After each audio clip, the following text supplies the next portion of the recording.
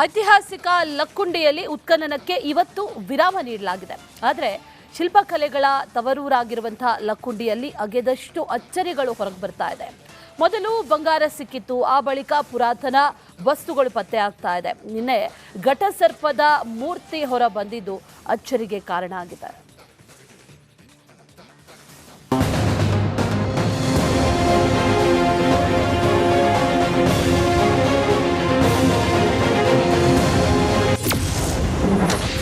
ರೈತನ ಜಮೀನಿನಲ್ಲಿ ದೈತ್ಯ ಘಟಸರ್ಪದ ಮೂರ್ತಿ ಪತ್ತೆ. ಲಕ್ಕುಂಡಿ ಮಣ್ಣಿನ ರಹಸ್ಯ. ಕರ್ನಾಟಕದ ಇತಿಹಾಸದ ಪುಟಗಳಲ್ಲಿ ಲಕ್ಕುಂಡಿಗೊಂದು ವಿಶಿಷ್ಟ ಸ್ಥಾನವಿದೆ. ಒಂದು ಕಾಲದಲ್ಲಿ ಈ ಪುಣ್ಯ ಭೂಮಿ ಈಗ ಸತ್ತಿಲ್ಲದೆ ತನ್ನ ಒಡಲುಗಳಿಗೆ ಗುಟ್ಟುಗಳನ್ನ ಬಿಟ್ಟು ಕೊಡ್ತಾ ಇದೆ. ಮಣ್ಣು ಅಗೆದಷ್ಟು ಇಲ್ಲಿ ಶಿಲ್ಪಕಲೆಯ ವೈಭವ ಕಣ್ಣಿಗೆ ರಾಚುತ್ತಿದ್ದು ಇಡೀ ಗ್ರಾಮವೇ ಅಚ್ಚರಿಯ ಮಡುವಿನಲ್ಲಿ ಮುಳುಗಿದೆ.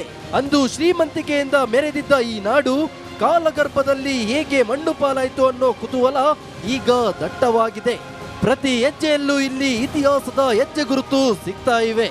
ಇನ್ನು ಇದೇ ವೇಳೆ ಲಕ್ಕುಂಡಿಗೆ ಶಾಸಕ ಸಿಸಿ ಪಾಟೀಲ್ ಭೇಟಿ ನೀಡಿ ಮಾಹಿತಿ ಪಡೆದುಕೊಂಡ್ರು. ಉತ್ಖನನದ ಬಳಿಕ ಸಿಕ್ಕಿರೋ ಆ ಒಂದು ಮೂರ್ತಿ ಇಡೀ ರಾಜ್ಯದ ಗಮನ ಸೆಳೆದಿದೆ. ರೈತ ಷಣ್ಮುಖರವದಿ ಅನ್ನೋರ ಜಮೀನಿನಲ್ಲಿ ಭವ್ಯವಾದ ಘಟಸರ್ಪ ನಾಗರಕಲ್ಲಿನ ಶಿಲೆ ಪತ್ತೆಯಾಗಿದೆ. 7 ಎಡೆಗಳನ್ನು ಬಿಚ್ಚಿ ನಿಂತಿರೋ ಈ ಹಾವಿನ ಶಿಲ್ಪ ಅತ್ಯಂತ ಆಕರ್ಷವಾಗಿದ್ದು ಜನರಲ್ಲಿ ಭಯ ಮತ್ತು ಭಕ್ತಿ ಎರಡನ್ನೂ ಮೂಡಿಸಿದೆ. ಜಾನಪದ ನಂಬಿಕೆಗಳ ಪ್ರಕಾರ ಇಂತಹ ಘಟಸರ್ಪದ ಮೂರ್ತಿ ಇರೋ ಜಾಗದಲ್ಲಿ ಅಪಾರ ಪ್ರಮಾಣದ ನಿಧಿ ಅಡಗಿರುತ್ತದೆ ಎನ್ನಲಾಗ್ತಿದೆ. ಈ ನಾಗರಕಲ್ಲು ಈಗ ಸಂಶೋಧಕರ ಪಾಲಿಗೆ ದೊಡ್ಡ ಸವಾಲಾಗಿ ಪರಿಣಮಿಸಿದೆ.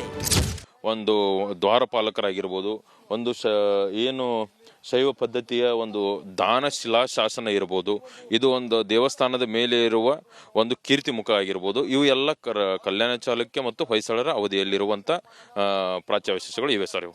ಜಮೀನಿನ ಮೂಲೆ ಮೂಲೆಯಲ್ಲೂ ಈಗ ಇತಿಹಾಸದ ಕುರುಹುಗಳು ಕಾಣಿಸ್ತಿವೆ. ಜಮೀನಿನೊಳಗೆ ಇರುವ ಪುರಾತನ ಕಾಲದ ಬಾವಿಯನ್ನ ಪರೀಕ್ಷಿಸಿದಾಗ ಅಲ್ಲಿ ಸುಂದರವಾದ ಕಲಾಕೃತಿಗಳ ರಾಶಿಯೇ ಪತ್ತೆಯಾಗಿದೆ. ಬಾವಿಯ ಗೋಡೆಗಳಲ್ಲಿ ಚಾಲುಕ್ಯರ ಕಾಲಕ್ಕೆ ಸೇರಿದ ಸುಂದರ ಶಿಲೆಗಳು, ಕೀರ್ತಿ ಮುಖಗಳು ಮತ್ತು ದ್ವಾರಪಾಲಕರ ಶಿಲ್ಪಗಳು ಕಂಡುಬಂದಿವೆ. ಬಾವಿಯ ಆಳದಲ್ಲಿ ಮಿನುಗುತ್ತಿರುವ ಸರಸ್ವತಿ ಮತ್ತು ಲಕ್ಷ್ಮೀದೇವಿಯ ಮೂರ್ತಿಗಳು ಅಂದಿನ ಕಾಲದ ಕಲಾ ಪ್ರೌಢಿಮೆಗೆ ಸಾಕ್ಷಿ ನುಡಿಯುತ್ತಿವೆ. ಈ ಬಾವಿ ಕೇವಲ ನೀರಿನ ಮೂಲವಲ್ಲ, ಅದು ಕಲೆಯ ಅಕ್ಷಯ ಪಾತ್ರೆ ಎಂಬಂತಾಗಿದೆ. ಇದ್ರ ಬಗ್ಗೆ ಮಾಹಿತಿ ಇಲ್ಲ ಸರ್. ನಮ್ಮ ಪೂರ್ವಜರು ಕಟ್ಟಿರ್ತಕ್ಕಂಥದ್ದು ಇದು 100 ವರ್ಷಗಳ ಇತಿಹಾಸ ಸರ್. ಆದ್ರೆ ಅದು ಬಿದ್ದು ಹೋದಾಗ ನಾವು ಅದನ್ನೇ ಮುಂದುವರಿಸ್ಕೊಂಡು ಹೋಗ್ತಾ ಇದೀವಿ ಸರ್. ಹಿಂದಿನ ವಿಶೇಷಗಳು ಏನಿದೆ ಅನ್ನೋದು ನಮಗೆ ಅಷ್ಟೊಂದು ಮಾಹಿತಿ ಇಲ್ಲ ಸರ್. ಅಚ್ಚರಿಯ ಸಂಗತಿ ಅಂದ್ರೆ ರೈತರು ಕೃಷಿ ಕೆಲಸಕ್ಕೆ ಬಳಸುವ ಪಂಪ್ ಸೆಟ್ ನಿರ್ಮಾಣಕ್ಕೆ ಬಳಸಿರೋ ಕಲ್ಲುಗಳು ಕೂಡ ಪುರಾತನ ಶಾಸನಗಳೇ ಆಗಿವೆ. ಇಲ್ಲಿ ಪತ್ತೆಯಾದ ದಾನಶಾಸ್ತ್ರದ ಶಿಲೆ ಸುಮಾರು 12ನೇ ಶತಮಾನದ್ದು ಎಂದು ಅಂದಾಜಿಸಲಾಗಿದೆ. ಇದು ಕಲ್ಯಾಣ ಚಾಲುಕ್ಯರ ಕಾಲದ ಇತಿಹಾಸವನ್ನು ಸಾರುತ್ತಿದೆ. ಇದನ್ನು ಅರಿಯದ ರೈತರು ಈ ಅಮೂಲ್ಯ ಶಿಲೆಗಳನ್ನು ಸಾಮಾನ್ಯ ಕಲ್ಲುಗಳೆಂದು ಭಾವಿಸಿ ಪಂಪ್ ಸೆಟ್ ಸುತ್ತಲೂ ಬಳಸಿದ್ದಾರೆ. ಹೊಯ್ಸಳರು ಮತ್ತು ಬಾದಾಮಿ ಚಾಲುಕ್ಯರ ಕಾಲದ ಈ ಅವಶೇಷಗಳು ಪತ್ತೆಯಾಗುತ್ತಿರುವುದು ಲಕ್ಕುಂಡಿಯ ಪ್ರಾಮುಖ್ಯತೆಯನ್ನು ಜಗತ್ತಿಗೆ ಸಾರುತ್ತಿದೆ. ಚಾಲುಕ್ಯರ ಕಾಲದಲ್ಲಿರ್ತಕ್ಕಂತಹ ಹಲವಾರು ದೇವಾಲಯಗಳು ಈಗಲೂ ಕೂಡ ಕೆಲವು ಸುಸ್ಥಿತಿಯಲ್ಲಿ ಇವೆ ಅನ್ನೋದನ್ನು ನಾವು ನೋಡಬೇಕು. ಅದರಲ್ಲಿ ಒಂದು ಇಲ್ಲಿ ಎಲ್ಲ ಧರ್ಮೀಯರ ದೇವಾಲಯಗಳು ಕೂಡ ಇದ್ವು. ಮೂಲತಃ ಪ್ರಾರಂಭಿಕ ಘಟ್ಟದೊಳಗೆ ಇಲ್ಲಿ ಜೈನ ದೇವಾಲಯವೇ ನಮಗೆ ಕಂಡು ಬರ್ತದೆ. ಅದು ತಮಗೆಲ್ಲರಿಗೂ ತಿಳಿದಿರುವ ಹಾಗೆ ಕ್ರಿಶಕ 1007ರಲ್ಲಿ ಬರೆಸಿದಂತಹ ಶಾಸನ. ಅದು ಈಗಲೂ ಕೂಡ ಮ್ಯೂಸಿಯಂನಲ್ಲಿ ಅದನ್ನು ಗ್ಲಾಸ್ನಲ್ಲಿ ಇಡಲಾಗಿದೆ. ಅದರಲ್ಲಿ ಅತಿಮೊಬ್ಬೆ ಯಾವ ರೀತಿ ಈ ಊರಿನಲ್ಲಿ ಇದ್ಲು, ಯಾವ್ಯಾವ ಬಸದಿಗಳನ್ನು ಆಕೆ ಕಟ್ಟಿಸಿದ್ಲು ಅನ್ನೋದರ ಸುದೀರ್ಘವಾದಂಥ ವಿವರಣೆ ಅದರಲ್ಲಿ ಬರ್ತದೆ. ಈ ಪ್ರದೇಶದಲ್ಲಿ ಹಿಂದೆ ದೊಡ್ಡ ಯುದ್ಧವೇ ನಡೆದಿತ್ತೋ ಅಥವಾ ಇಲ್ಲಿನ ಜನರು ಮಣ್ಣಿನ ಅಡಿ ಊತು ಹೋದ್ರ ಅನ್ನೋ ಅನುಮಾನ ಮೂಡಿದೆ. ಪ್ರತಿ ಹೊಸ ವಸ್ತು ಸಿಕ್ಕಾಗಲೂ ಲಕ್ಕುಂಡಿಯ ಇತಿಹಾಸದ ಮೇಲೆ ಹೊಸ ಬೆಳಕು ಚೆಲ್ಲಿದಂತಾಗುತ್ತಿದೆ. ಮಂಜು ಪತ್ತರ್, ರಿಪಬ್ಲಿಕ್ ಕನ್ನಡ, ಗದಗ. ಐತಿಹಾಸಿಕ ಲಕ್ಕುಂಡಿಯಲ್ಲಿ ಉತ್ಖನನಕ್ಕೆ ಇವತ್ತು ವಿರಾಮ ನೀಡಲಾಗಿದೆ. ಆದರೆ ಶಿಲ್ಪಕಲೆಗಳ ತವರೂರಾಗಿರುವಂತಹ ಲಕ್ಕುಂಡಿಯಲ್ಲಿ ಅಗೆದಷ್ಟು ಅಚ್ಚರಿಗಳು ಹೊರಗೆ ಬರ್ತಾ ಇದೆ. ಮೊದಲು ಬಂಗಾರ ಸಿಕ್ಕಿತ್ತು, ಆ ಬಳಿಕ ಪುರಾತನ ವಸ್ತುಗಳು ಪತ್ತೆ ಆಗ್ತಾ ಇದೆ. ನಿನ್ನೆ ಘಟಸರ್ಪದ ಮೂರ್ತಿ ಹೊರ ಬಂದಿದ್ದು ಅಚ್ಚರಿಗೆ ಕಾರಣ ಆಗಿದೆ.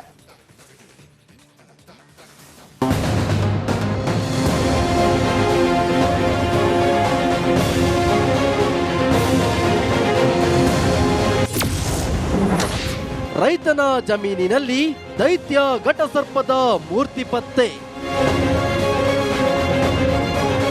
ಲಕ್ಕುಂಡಿ ಮಣ್ಣಿನ ರಹಸ್ಯ.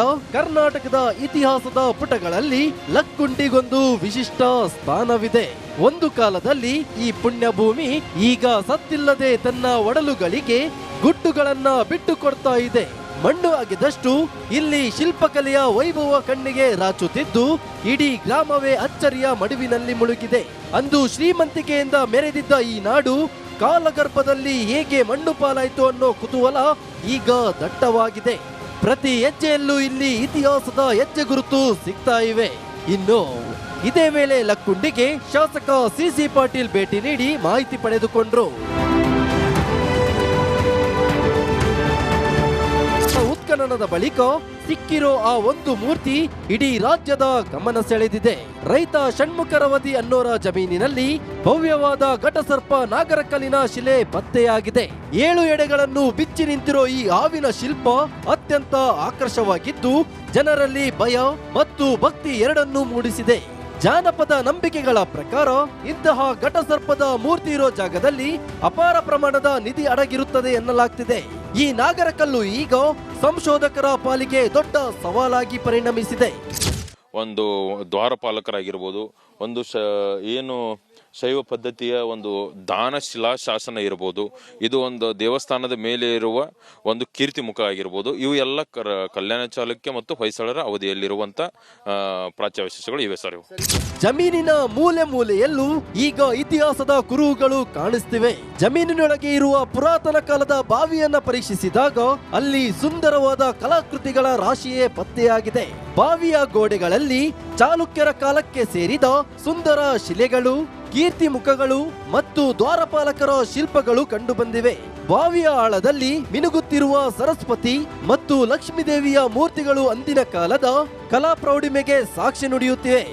ಈ ಬಾವಿ ಕೇವಲ ನೀರಿನ ಮೂಲವಲ್ಲ, ಅದು ಕಲೆಯ ಅಕ್ಷಯ ಪಾತ್ರೆ ಎಂಬಂತಾಗಿದೆ.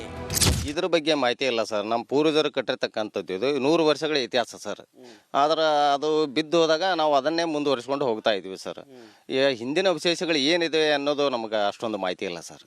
ಅಚ್ಚರಿಯ ಸಂಗತಿ ಅಂದ್ರೆ ರೈತರು ಕೃಷಿ ಕೆಲಸಕ್ಕೆ ಬಳಸುವ ಪಂಪ್ ಸೆಟ್ ನಿರ್ಮಾಣಕ್ಕೆ ಬಳಸಿರೋ ಕಲ್ಲುಗಳು ಕೂಡ ಪುರಾತನ ಶಾಸನಗಳೇ ಆಗಿವೆ. ಇಲ್ಲಿ ಪತ್ತೆಯಾದ ದಾನಶಾಸ್ತ್ರದ ಶಿಲೆ ಸುಮಾರು 12ನೇ ಶತಮಾನದ್ದು ಎಂದು ಅಂದಾಜಿಸಲಾಗಿದೆ. ಇದು ಕಲ್ಯಾಣ ಚಾಲುಕ್ಯರ ಕಾಲದ ಇತಿಹಾಸವನ್ನು ಸಾರುತ್ತಿದೆ. ಇದನ್ನು ಅರಿಯದ ರೈತರು ಈ ಅಮೂಲ್ಯ ಶಿಲೆಗಳನ್ನು ಸಾಮಾನ್ಯ ಕಲ್ಲುಗಳೆಂದು ಭಾವಿಸಿ ಪಂಪ್ ಸೆಟ್ ಸುತ್ತಲೂ ಬಳಸಿದ್ದಾರೆ.